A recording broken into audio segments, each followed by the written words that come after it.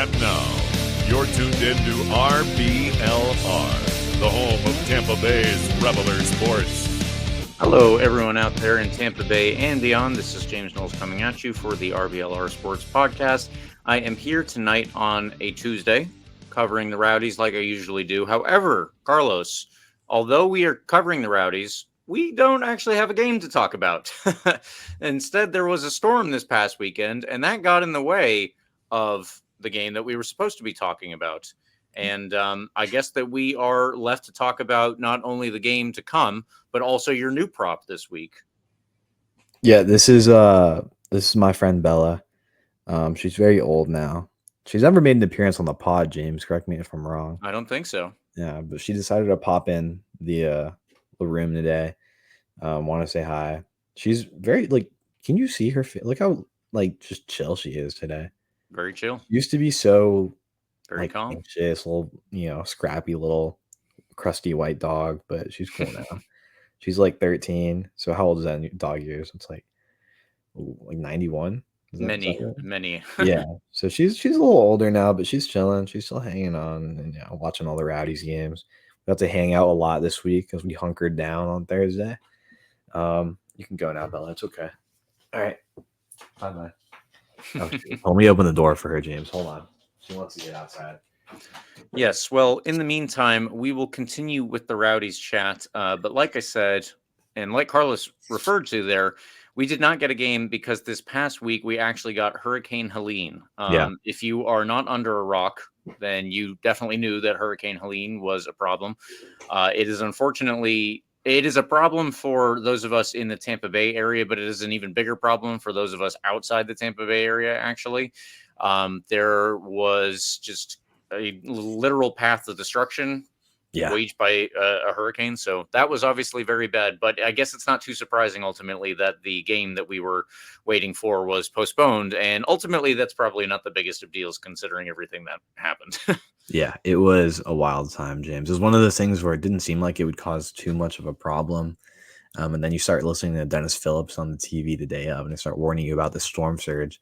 Yeah. I'd never seen it, be so far off the coast and still have such a crazy effect on us the way it did. On a lighter note, I am very sad about the fact that I didn't get my hand on any of those maracas, and I hope they're okay, and I hope they didn't get swept away by the storm surge. But it's crazy. It really is crazy how, on one hand, how lucky we got in Tampa. On the other hand, how unfortunate it was for folks closer to the water. It's crazy. The storm surge that came in, James, was wild. Clearly took its toll on Al Lang, obviously, as the game got canceled this past weekend, like we said. I don't know anything about the stadium's conditions. I've been meaning to try and get over there and just take a peek. But I mean, I live on the Tampa side, kind of in town and country area, close to Oldsmar. So it's kind of a hike, and I just haven't been able to get over there. But I do recall seeing a single picture, one picture of Al Lang kind of in the midst of the chaos. The parking lot looks very, very flooded. The field is at, surface level. It's not elevated or anything. Right. So I can't imagine that the field, fared much better than the parking lot outside. It might be even more exposed to the water. It's kind of facing the ocean over there in that opening. So truly, I can't imagine Al Lang did too well. I hope there's not too much long-term damage or anything like that. But again, we have no kind of official report about what the stadium is looking like, playable conditions for the next couple home games. I guess 3 home games, counting this one that just got postponed. So we'll have to see. That's all we can do. But I'm, best wishes to everybody out there. Again, I know so many folks were severely affected by this, lost a lot of, property in their home, lost a lot of things in their home, and just took a lot of damage. So best wishes to anybody out there who took some damage and who might still be even without power to this day, James. I know there's a lot of folks going through that. So I know the Rays and the Rowdies, I can mention this a little more later on, pledged, I think it was $1 million to relief efforts, and so did the Bucks. Saw something about the Lightning as well. So it's good to see just the Tampa community still kind of rallying around each other and supporting each other, and what seems to be a much more difficult time than anticipated. Yeah. And again, hearts go out to all the folks in North Carolina, especially, who seem to not ever in a million years expect anything like this to happen. It's just crazy. It's crazy how quickly things can change with these kind of things, James. Yeah. Humbles you. But yeah, so like again, all things in context, soccer, not the most important thing in the world this week. Yeah. But James and I still here want to talk about the Rowdies game coming up this week. Hopefully take our minds off some of the chaos for a little bit. James, big game this week. All things, in context still is a huge game for both of these teams. Hartford is still going to be thinking about this game, by the way, that was postponed because they're smack in the middle of the playoff race. And there's a ton of big results this week that affected the playoff race in the East and the West Coast. I want to get to later on. But James, before we jump into any of that, anything else we should mention, such as maybe liking, subscribing on YouTube or anything like that? Anything important?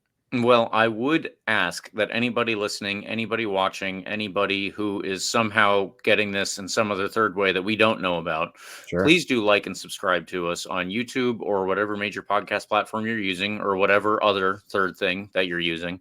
And use your social media as well. Follow us wherever you use your social media. I am mostly on Twitter, so I follow RBLR there, but being a contracted member of the staff, I also follow on all the other things where I actually have accounts. Whatever you use, though, please do follow RBLR Sports and join us there so that you can contribute to the conversation. Please join us in this conversation specifically today, because we do have some things to talk about. But as you can surely guess, it is not as many things as we were planning on talking about. We don't even know when the game is going to be postponed to, like when we're going to actually play Hartford at this point. So No clue. in the meantime, you can let us know if you have any questions, comments, or concerns about the Rowdies, about the Sun, about us, whatever.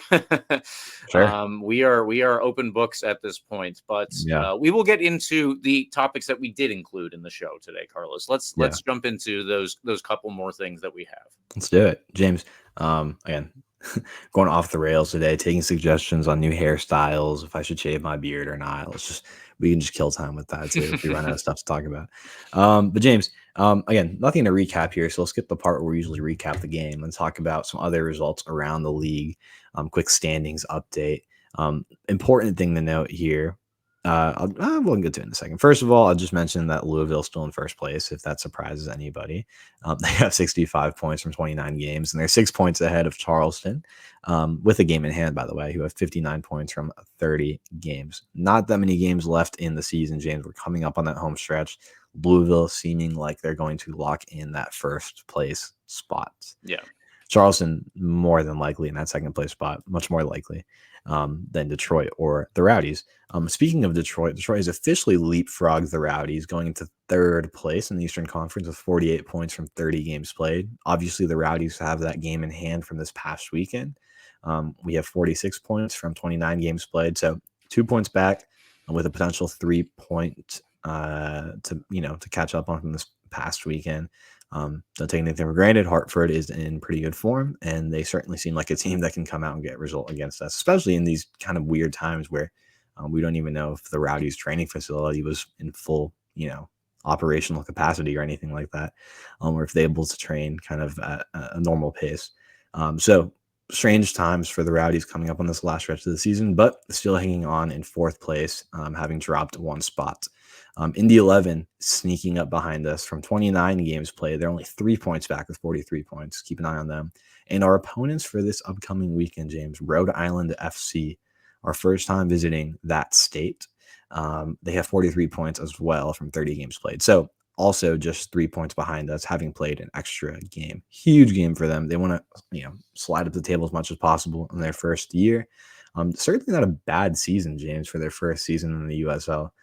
Certainly doing pretty well. And we'll get to kind of how they're doing in a little bit when we talk about that preview. In a big game in Rhode Island. And then Birmingham still fighting 7th place, 42 points. And the last team in the playoff bubble in the Eastern Conference, James, is Loudoun United with 38 points. They're still holding on. This bottom part, and I've said this before, James, this bottom part of the Eastern Conference and the Western Conference of the playoff qualification is going to be where all the movement happens. There's a lot of movement to be made here between Birmingham, between Loudoun, Hartford, Pittsburgh. North Carolina is still in the race, and they're all the way down in 11th place. They're only 2 points out of the playoff spot. They took a big hit this week as well with the loss to who was it? To El Paso of all teams, the last place team in the Western Conference, put a huge dent in North Carolina's playoff hopes, but they're still only 2 points out. So keep an eye on the bottom of this table, James. There's going to be a lot of movement here still. There's still a few games left to be played. And again, the 11th place team and the 8th place team are only separated by 2 points. Lots of movement to be made here for that last playoff spot. And of course, our friends at Miami FC did break, by the way, double digits. I don't know if we mentioned that when that happened. They're at 11 points, but they lost 4-0 again to Indy 11. James, you want to? Oh my goodness, I can't speak English. Do you want to walk us through what's happening out west? Yeah, I can jump in there. So there were a couple of big games that happened out west. First of all, Sacramento Republic beat New Mexico 4-0 at home. Phoenix lost at home 2-1 to Las Vegas Lights. Well done to Las Vegas. And San Antonio lost 3-1 to Rhode Island in Texas. So that was also an interesting result. But the standings, as it is right now, New Mexico stayed top, even though they lost, and they stayed top with 57 points from their 30 games played. They are 10 ahead of the victors Sacramento, who have played 29 games. So that's an interesting difference there. Good for New Mexico, and I think that they have really, I don't know, just become a different team than I certainly expected them to be. But well done. Switchbacks and Las Vegas each have 46 points. And then behind them on 43 points is Memphis 901 FC. So that one is also relatively close. You just have to pick up on Sacramento 47, Switchbacks Las Vegas 46, Memphis 43. All of those very tight pack again. It's not quite the same type. Well, I guess it is the same tight pack beneath them at the same time. But it's not as big a set of margins on the West Coast as it is here on the East Coast. So all of that to take into consideration if and when we get into the playoffs and ultimately see which games we might have, depending on our final placements, to play at home. So it's all very interesting stuff. Yeah, there's a lot of not strange results, but big results this week, James. Like I mentioned, I think the biggest one that's caught my eye just looking through them. I didn't notice it on Saturday, but like I said, El Paso beating North Carolina at home is irrelevant for El Paso, but hugely consequential for North Carolina, who's again trying to sneak into that last playoff spot. So that's going to put a huge dent into their hopes. And by the way, fun little tidbit here that I think kind of got swept under the radar this week. In Indy 11's 4-0 drubbing off Miami FC, it actually took a little bit for them to get going. It was a 62nd minute penalty by Rowdies legend Jack Blake to put Indy 11 up 1-0. But the storyline here that I think nobody really talked about this week was Augie Williams getting a 13-minute hat trick. Did you notice this, James? Did anybody pick up on this? I didn't see this anywhere on Twitter. I don't know I don't know why nobody was talking about it, but Augie Williams scored a hat trick in 13 minutes between the 73rd minute and 86th minute. Absolutely insane. And he followed it up with a yellow card in 87th minute. So an incredibly eventful 14 minutes for Augie Williams to really seal the deal in that win against Miami FC. Louisville City won at home against Memphis 901 FC. Nothing surprising there. 4-2. They're still the team to beat, but Charleston is not much. Actually, you know what? I said Charleston is a team to beat last week. Actually, I'm going to stick with that. Charleston's still a team to beat, but Louisville and Charleston are certainly, I think right now, a class above the rest of the East. Anything else in the results this week that I wanted to mention?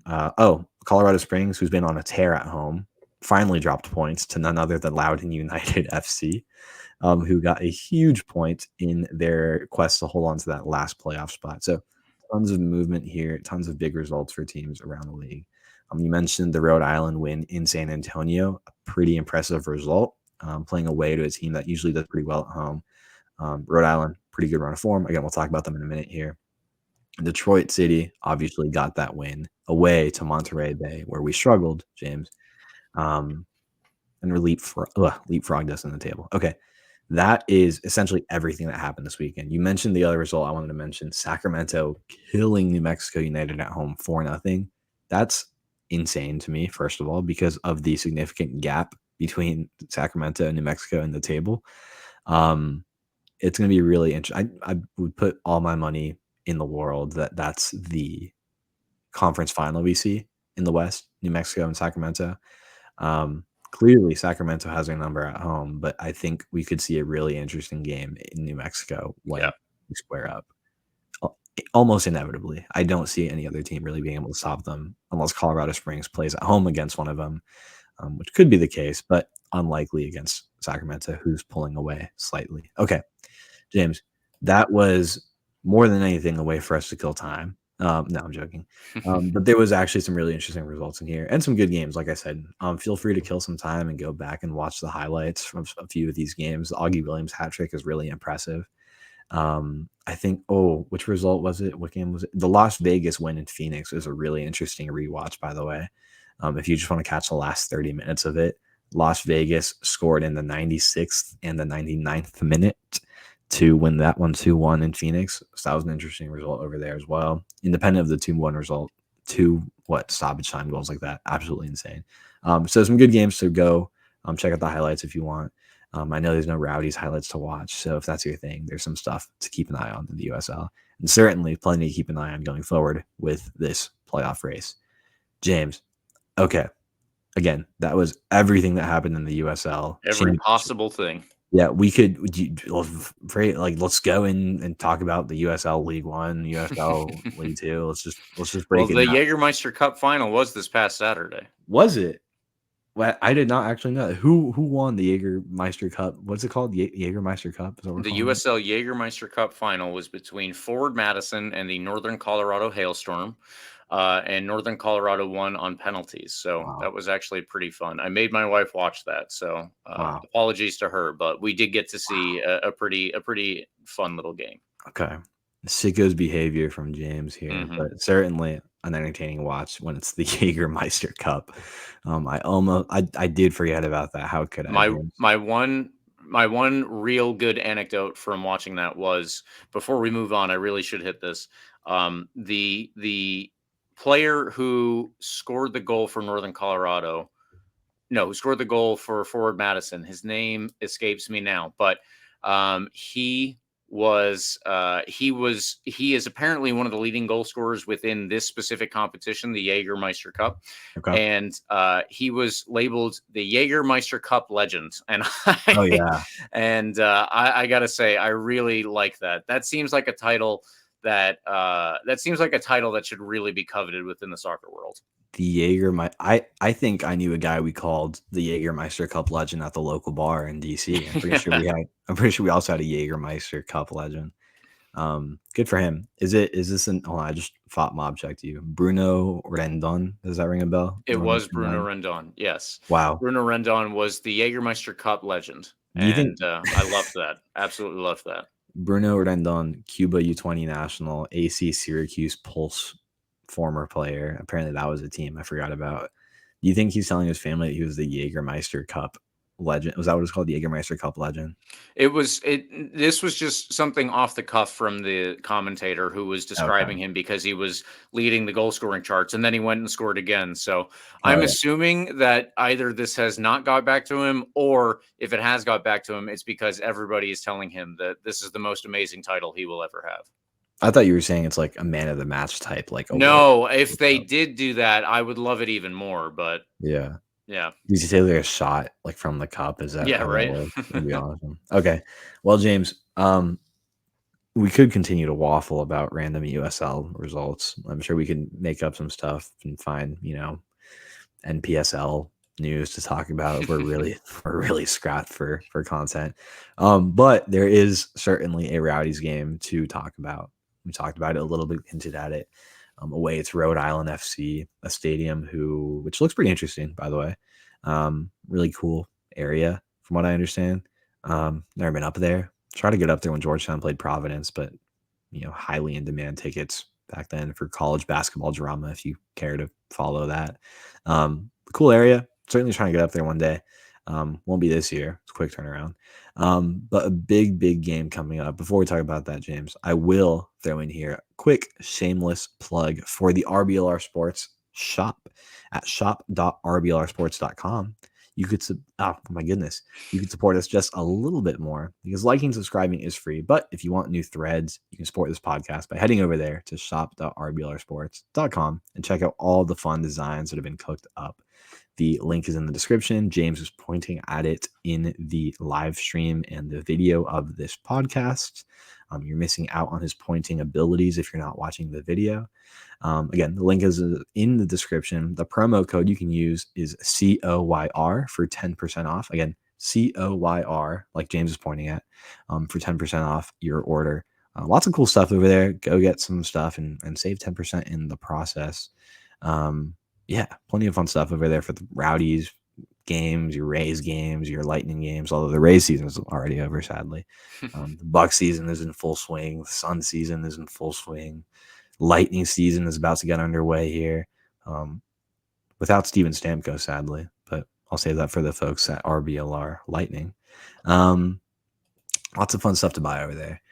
Check it out. RBLR Sports, shop.rblrsports.com. Promo code COYR for 10% off. Okay, James, tell us about who we're playing this weekend, because honestly, couldn't tell you much about these guys other than JJ Williams was sent off to them last offseason, and that my friend, associate, I'll say, I never really met this kid, Georgetown legend Jack Panayotu is playing for them as well. Who are we playing and why? Does it matter? I don't know. Who cares? Well, this Saturday, we are going away to Rhode Island, and we'll be playing Rhode Island FC at 7:30. So tune into this one. I don't know if there will be any official watch parties or anything like that, but do stay tuned, obviously, to the team's social media.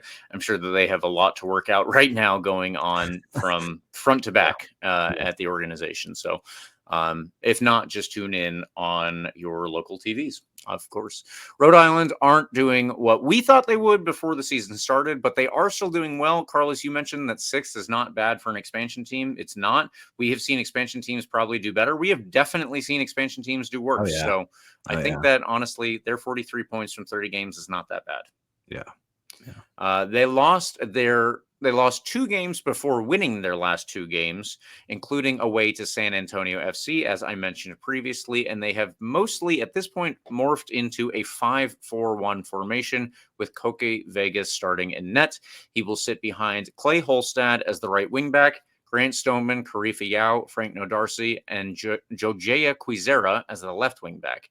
They would sit behind Steven Turnbull and Mark Ibarra, as well as Zach Harivo. If you remember Zach Harivo, of course, a former Rowdies player as well.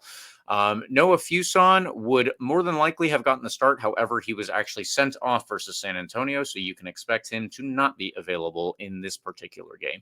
He will probably be replaced by the aforementioned Jack Panayotu, someone who went to Georgetown, and also they will all be sitting behind Albert Dikwa. Albert Dikwa is a very big name in the USL Championship, and he has continued that at Rhode Island. He has 9 goals and 4 assists this season. That is pretty dang good. 9 goals and 4 assists. Nodarce and Fuson have 5 goals each. The latter also is on 8 assists. Thank God he will be missing this one, I guess. JJ Williams, also previously mentioned, sits with Jojea Quizera on 5 assists so far this season. He is also their biggest chance creator, along with Quizera, and lots of Rowdies connections all over the team. I think we've already mentioned Harivo. We've mentioned JJ Williams. Who else am I forgetting? Am I forgetting other players? I'm looking at their roster right now. I feel like that's as Rowdies related as it gets. Yeah.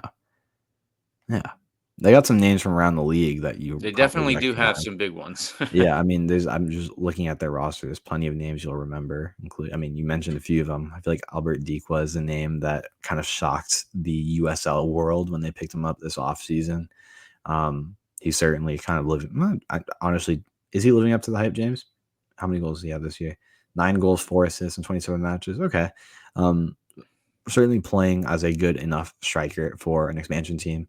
Albert Dikwa's put up insane numbers in the past. This is kind of on par. Yeah, I guess 9 for him isn't the best. He's put up insane numbers in the past. He set the bar for himself very high. So certainly maybe slightly behind what we'd expect from him, which bears well for your Tampa Bay Rowdies. I said JJ Williams and him would be a lethal duo in this league once they started playing together. but it hasn't really seemed to be their playing style. Seems like they've been running with one striker. Just looking at the past, rosters or lineups from the last couple of games, haven't really seen too much JJ Williams and Dequa together. But certainly a great rotation between the two of them. I mean, I wouldn't be complaining if I had those two as my attacking options, flanked by some really great talent in Aravo, Peniotu, Fuson. So this is going to be a team that has all the talent to give us a real run for our money. It certainly can come out of there with a win. It'll be a good one, James, because I think we're in a position where I think we really need a win to kind of get some momentum going in these last few games of the year. We are coming up on 5 games left, counting the one that was just postponed this past weekend. Every game matters, certainly for the points if you want to hold on to the third place spot you previously had. I think more so at this point, it's about momentum for this club going into the playoffs. You want to start figuring things out now. It's kind of late in the year, but it certainly feels like we're still figuring some things out. Not a ton of great results in the past couple months. Certainly in need of some positive momentum going into the playoffs. So there's a lot at stake here. I'm very, very sad that Leo Fernandez is likely to make his record-breaking appearance away and not at home as we expected this past week.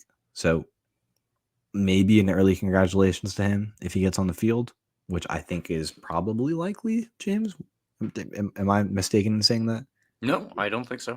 Yeah, so maybe an early congratulations to him. We'll circle back to this next week. We'll circle back to it if that's the case. But just keep an eye on that. Leo Fernandez potentially set to break the modern era Rowdies appearance record with 174 total appearances, breaking Georgie Hristov's record, right? 173. Shout out Georgie right here. The bobblehead. You're missing the bobblehead if you're not watching the video, guys. Come on. So big day for him potentially, but hopefully an even bigger day for this Rowdy squad, who again, I think maybe playing with a little extra motivation from this past weekend's chaos. Again, I don't know. I have no clue. I know there's at least one day that they didn't practice on that Thursday. Obviously, that would make sense. That's when the hurricane was coming through. We got the notification that there was no practice from the media availability email, James. Don't know if they practiced Friday. Right. But certainly there wasn't a game this past weekend. Hopefully they're kind of back to normal as things can be yesterday on Monday. So a lot of external factors at play. Hopefully they play in our favor. We're playing away. Rhode Island is in a really good position to kind of, make their way up the table, keep building on the momentum they have. It's going to be a really, really tight game. Certainly a good one, James. Anything else you want to mention here before we kind of jump into the predictions? Anything else you want to mention before you talk about how you think this game will go? Because again, I'm always a little optimistic, so I'm curious to see if you're feeling me or if you're going the James fashion, predicting a draw and a loss or a loss. Usually I do that, and I will not give away how I'm leaning, but maybe it will be the usual. Yeah, I think that this is going to be a pretty tough test for the Rowdies for the desperation's sake for Rhode Island. Obviously, we are kind of we are effectively within a playoff position. It would be very difficult to knock us out. Like, it's mathematically possible, but it's probably not going to happen over the course of the next couple of games. Yeah. That being said, we're obviously not in a good place as a team at the moment. And I hate to say that, but it's just the cold hard facts of the matter. And Rhode Island, on the other hand, are a team that can go up or can go down. They have obviously been up the last 2 games after being down the prior 2 games. So they are not in a place where we are barely clinging on at this point and scraping points out of even Miami FC, the game that we played them. So I am probably more bullish on a team at the moment, as a team at the moment on Rhode Island. But I still think that we have the quality to overcome them.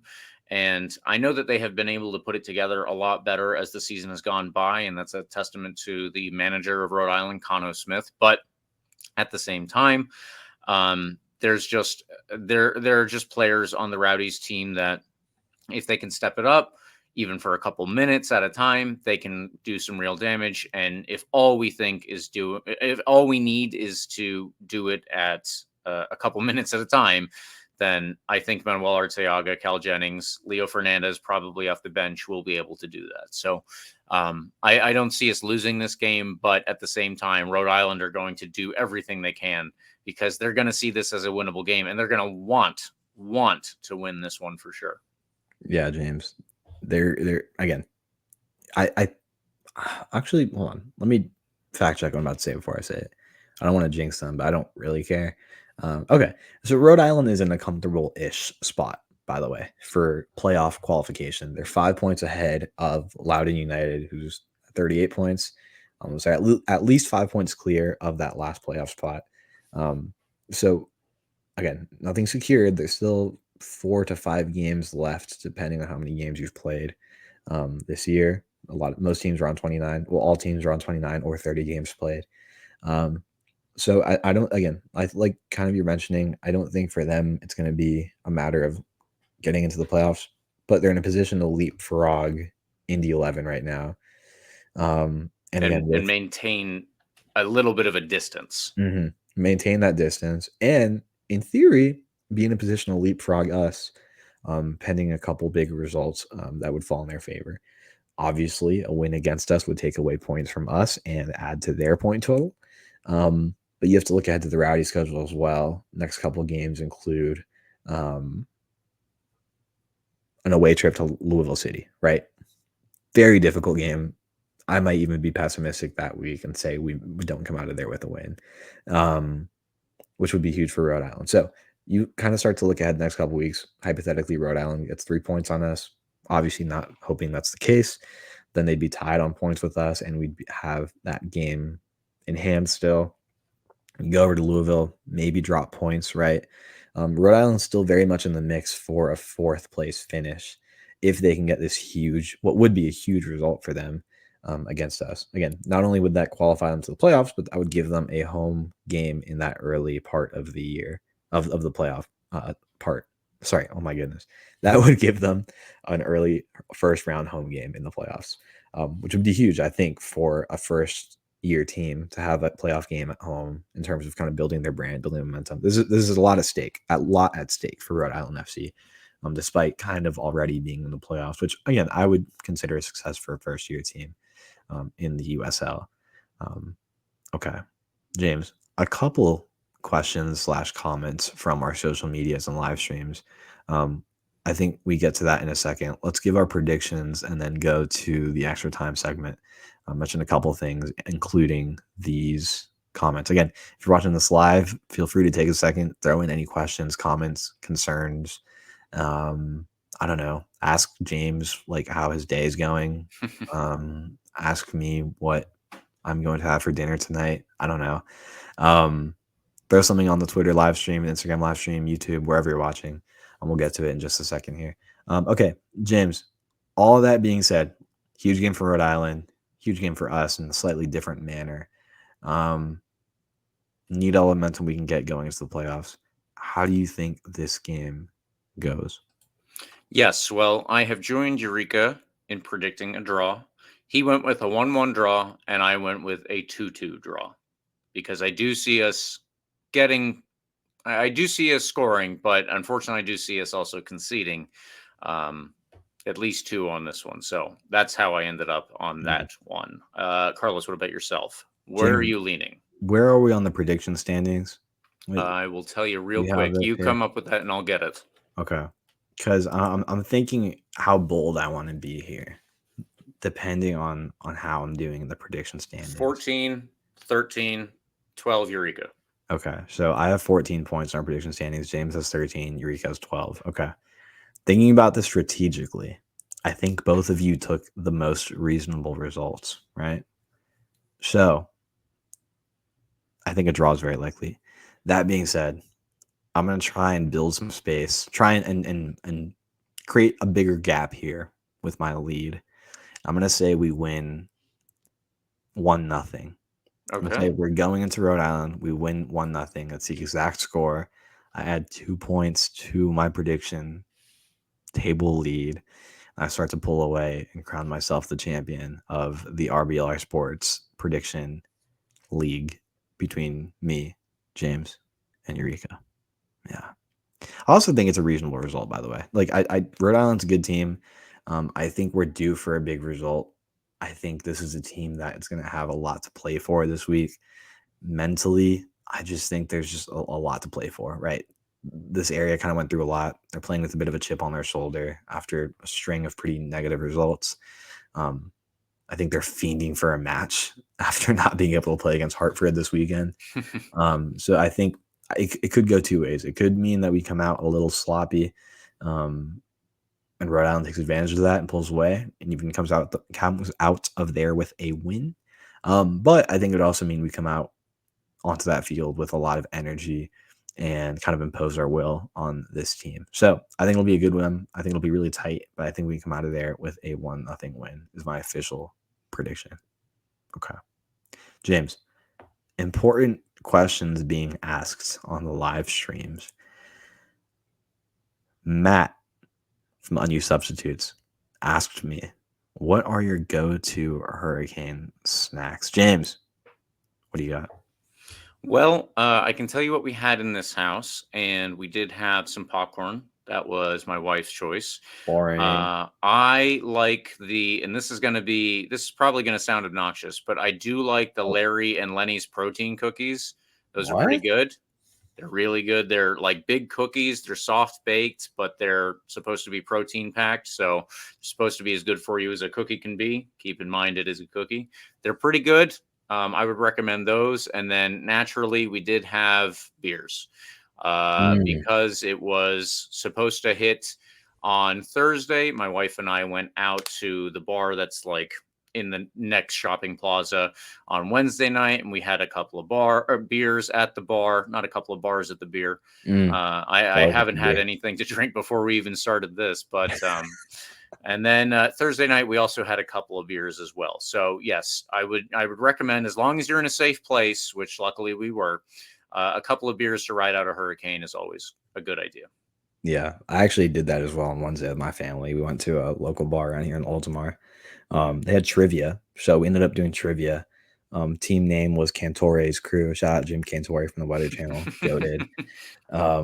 We came in late though, so we came in last place. We wagered all of our points at the end, and we finished with 0 points at the end of the night. But we had a few good drinks in the process. Good time.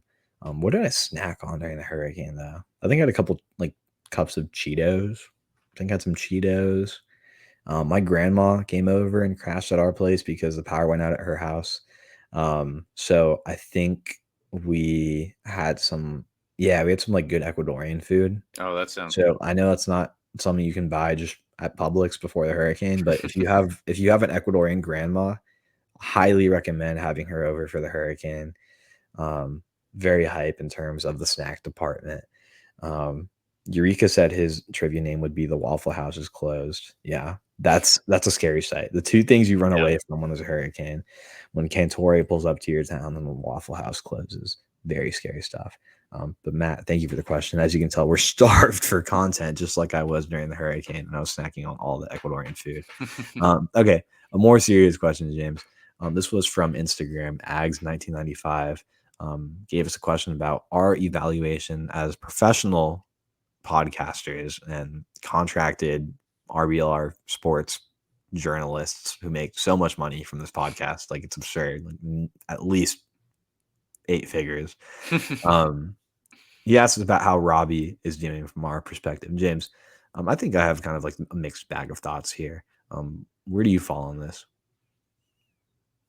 It's hard to nail it down, isn't it? Because obviously the team is in 4th place now. We had 3rd place until this past weekend when Detroit leapfrogged us because we didn't get to play. Who's to say that we win that game? Fair enough. Yeah. But it is his first season. And so it's hard to say that I'm just going to go with 3rd place. It is his first season. So it's really hard to say that 3rd place in the Eastern Conference is a bad spot. obviously. However, at the same time, it is obvious to anyone who's going to be watching this podcast, anyone who's going to be listening to this podcast, or whatever third thing that I still haven't figured out what that would be. Holograms. Hologram Yeah. podcast.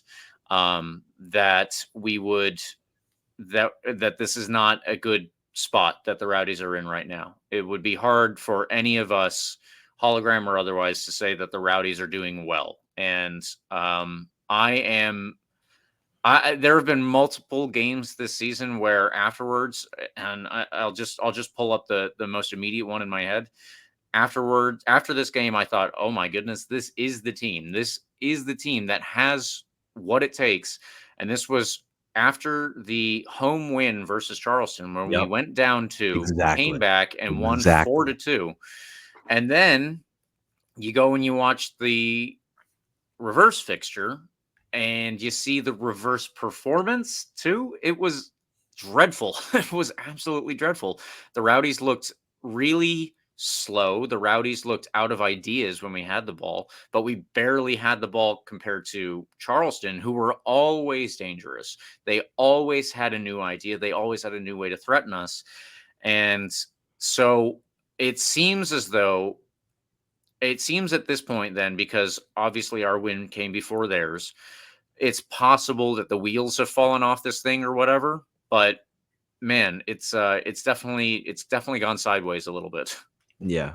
I think it's really interesting because like you kind of zoom out, right? And like you're saying, we're in 3rd/4th place right now, right? Not bad on the upper part of the table by a lot, right? Well, not by a lot of points, but you know what I'm saying. In 3rd place, very much in the upper echelon of teams. But you kind of zoom out and you look at the last couple months, and you know, I'm using FOTMAP as like a reference here, and it's kind of just red, gray, green, red, like, you know what I'm saying? Yeah. There's a lot of losses in there that if you kind of take this last few months out of context, it feels like what you would be seeing from like a Loudon last year, right? Mm-hmm. Just a lot of red, very few green, obviously green being the wins, right? Just very slow the last couple months, which I think I've taken a lot of air out of the sails in the last part of the season. It's been a mixed bag throughout most of the year, and somehow they've still been in the upper part of the table pretty consistently. I think it kind of speaks to kind of the gap we built in that middle part of the year, which I think was really fascinating, despite, you know, feeling like we don't have a lot going for us. Like we've still managed to hold on to that kind of upper part of the table, 2nd, 3rd place, 4th place, right? And still teams are just now catching up to us despite 2 months of really, really negative results. So I think it somewhat speaks to Robbie's good results in this middle part of the year, especially. Had a good run of like what, it was 7 or 8 unbeaten. That kind of helped us build that gap. But teams have caught up now. Sorry. Teams have caught up now, and there's only 4 games left to be played. We're holding on for dear life in 3rd and 4th place. And this roster is a 1st place roster, you know. Like Louisville's a great roster, Charleston has a great roster, but honestly on paper I would take Rowdies' roster over Charleston. Charleston just put it together incredibly, and they have arguably one of the best forwards of all time in Nick Marcanic at this level, right? So sure, statistically. Yeah, statistically. All that put into context, it's his first season in a new country, in a league that I think is really strange to get accustomed to if you're not familiar with it. How it operates, you know, the players, the movement, kind of just the culture, right? I give him a pretty good year of, you know, grace, all things considered.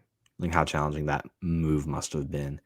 He certainly had a great roster that I think was worthy of a higher position on this table, 1st or 2nd place, right? But there's still a whole playoff run, hopefully, to be made. We still have a few games left to see if it comes together. Yeah.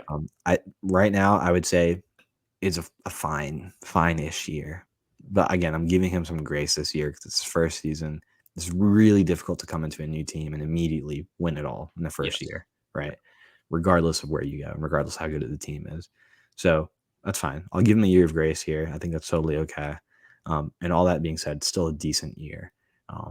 And still playoffs to be had. So We could come back to this question at the end of the playoffs and win the entire thing and be like, you know what? Pretty good year. That's okay. James, another question here from a TB Rowdies fan on Instagram on the IG Live. Do you think we get a home playoff game? Well, Yeah. yeah, I after think so. going off of the same answer that I just had, I was granting us third place. That would be at least a playoff game, if Yeah. not two. So I would still lean that I will expect to see us get a home playoff game. Hopefully that takes place at Al Lang. But obviously we will see how it goes. I guess almost a month's time now. Yeah. The playoff time is coming up on us real quick. I think it would be pretty challenging. Like it would take a pretty significant. Actually, not even really. I don't know. We have a pretty good lead or hold on that fourth place spot. Hypothetically, if Rhode Island or Indy 11 caught up with us, and got tied up on points, we have a pretty good advantage in the goal differential department, which is nice to have. So that's. I think it would take a little bit for us to kind of lose that, and I'm certainly hopeful that we pick up a couple wins out of these last 5 games, at least a couple wins. That would help us secure that fourth place spot, maybe hopefully a third place spot. Because you look ahead at the next couple of games, right? We go away to Rhode Island, away to Louisville, challenging. But then you're home, hopefully at some point soon, to Hartford, home to North Carolina, who's not doing too hot, and home to Indy, who's a decent team. You get a couple wins out of these 5 games, and you should be in business for at least a home playoff game, hopefully, maybe even third place. So get at least 6 points out of this. I think you should probably aim for more. I think there's more winnable games here. Don't expect a lot in Louisville, right? But this game in Rhode Island should get you some points, hopefully, at least a draw. Game against Hartford, hopefully, is a win. Game against North Carolina should be a win. Game against Indy is a good shot for 3 points, at least a draw as well. So I think we're in business for at least a home game.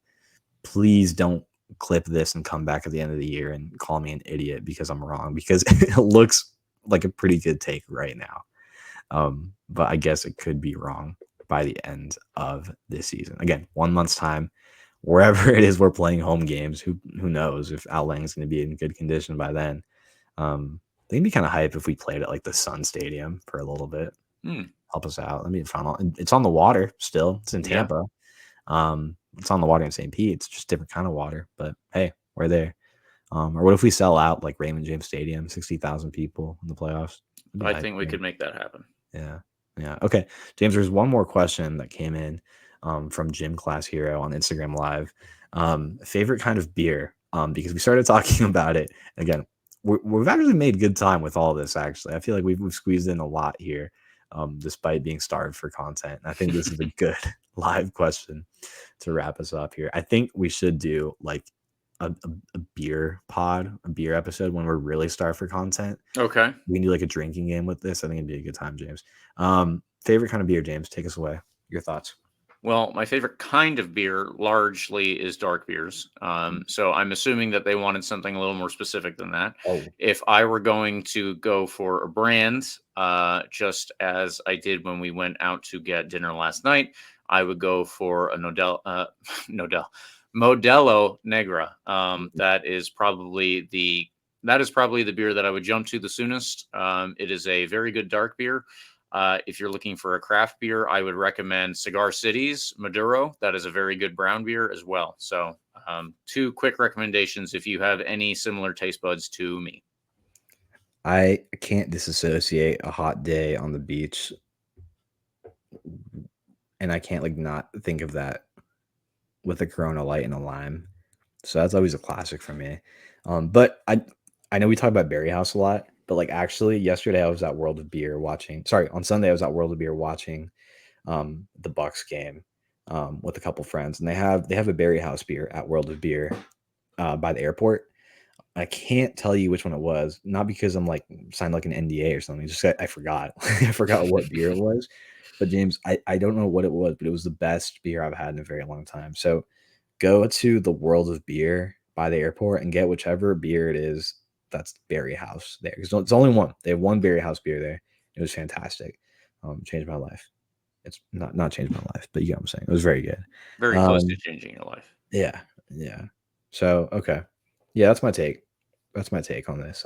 I could talk about a variety of beers, James, but I think it's a good place to stop and mention a couple more things in the extra time segment before we wrap up here. Like I said, the Rays and the Rowdies have pledged to contribute $1 million to relief efforts following Hurricane Helene coming through here.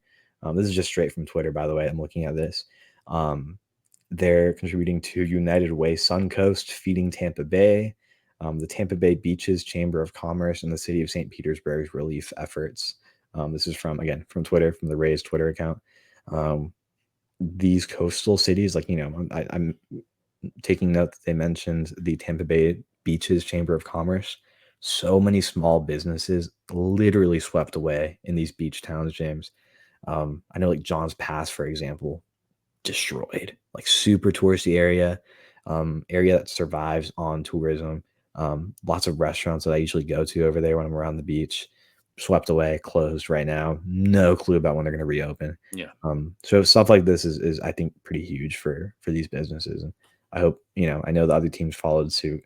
I hope just as a community, we can continue to support these communities that have struggled a lot. And kudos to the Rowdies and the Rays for, not congrats, not the right word, kudos to the Rowdies and the Rays. Kudos, yeah. For kind of helping set a good example for that.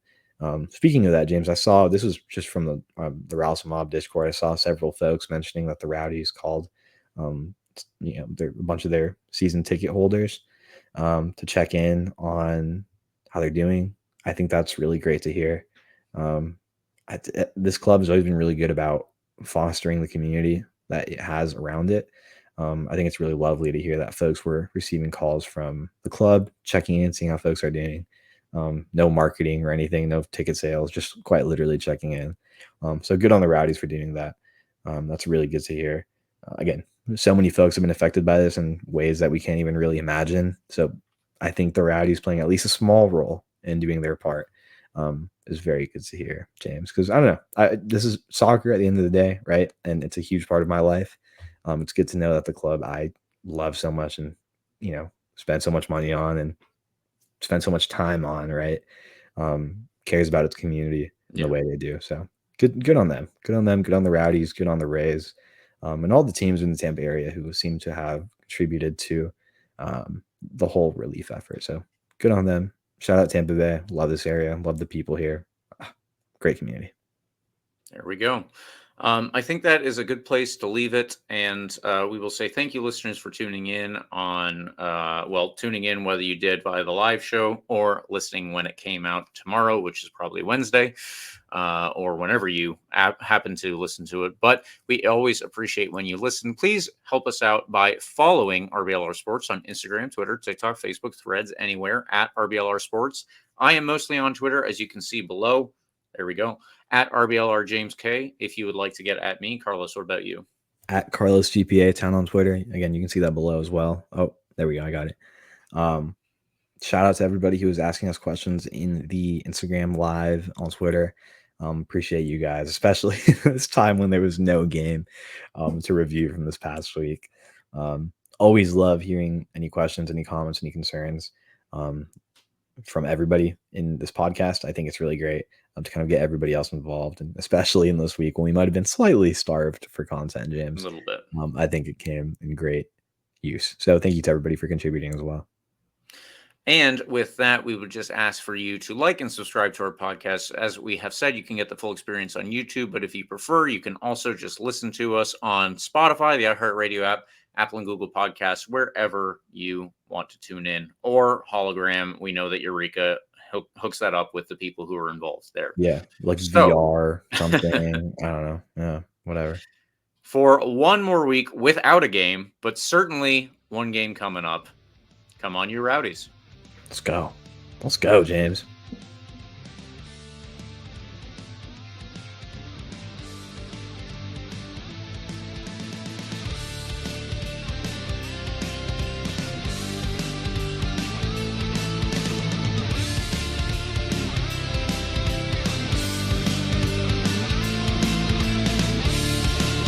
Thank you for tuning into this presentation by RBLR Sports. On your way out of the stadium, please remember to like and subscribe.